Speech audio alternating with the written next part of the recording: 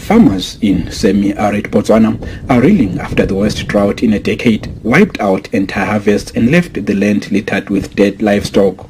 2/3 of the crops planted last season failed, while Ngamiland, a rich beef-producing region, has recorded nearly 40,000 cattle deaths.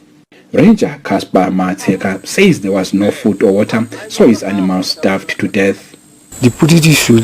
The goats die, as well as the cattle. As you can see, the carcasses all over. We were really affected. If only the government could subsidize the prices of feed and vaccines for the livestock during such time. The drought has not spared wildlife. National parks authorities have resorted to feeding starving hippos, while hundreds of elephants have died. The competition for food and water has increased the risk of human-wildlife conflict. Because the livestock are now putting pressure onto the wildlife areas. So the wildlife are also getting pressure on the areas that's moving. So that is where the conflict zone is. And I'm bringing that up because it's all interconnected with the drought. Is this human-wildlife conflict? Botswana's President Mqondisi Dube says the government plans to make drought relief funds a part of every national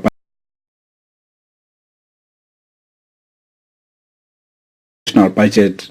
Government has taken a decision to develop a drought management strategy which would classify drought as a permanent feature in our budget plans rather than an emergency.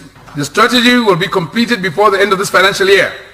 Acting Director of Meteorological Services, Raditupa says a robust strategy is needed to deal with the recurring droughts. We are looking at climate changes and impact now. We are seeing the impacts now in terms of the heating, in terms of the heat waves, in terms of the dry spells, in terms of excessive rain. Therefore, we need to really adapt as a nation. Meanwhile, a forecast for rain has raised hopes among farmers and rangers for recovery, and that the season of severe drought won't be a total loss. Mqondisi Dube for VOA News, Gamodubu, Botswana.